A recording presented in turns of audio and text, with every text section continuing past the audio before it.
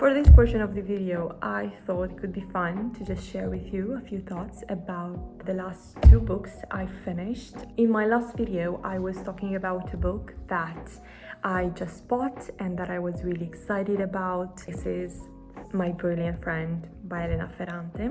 This is the first book from a 4-book series. It's basically a story that follows these two extremely intelligent young girls that have this very special kind of friendship through their lives from early childhood onwards. And these two girls are from a poor working class neighborhood of Naples, and the author writes really well their experience, the way of life, the everyday struggles, describes the society through all these characters that are described in such a way that you have the impression of having them in front of you. Yes, this is basically what struck me about this author. She writes in such a beautiful, simple, but so profound way, and you definitely feel like you are there amongst them. And yes, what can I say?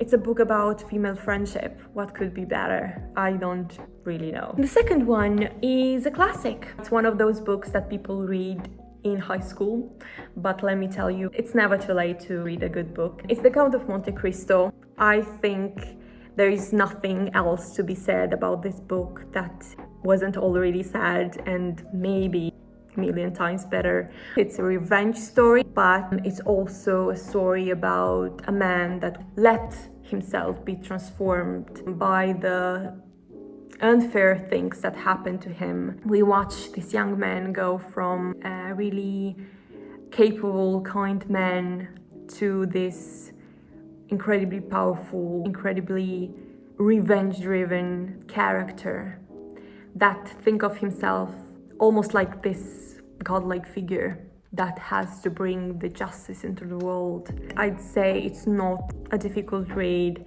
It's really digestible because it's a plot-based book, so there's a lot of things happening.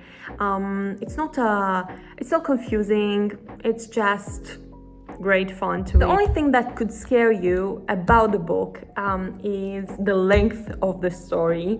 Alexandre Dumas had a lot of things to say about this character, and for good reason. To be honest, I started the book in, I think, mid-August, and I stopped midway through, not because it was boring or anything, but just because the period in my life at that time, I just couldn't enjoy the book anymore, so I had to stop and let it sit on the shelf for a bit. If you like a bit of adventure, mystery, plot twist, there is everything in this book.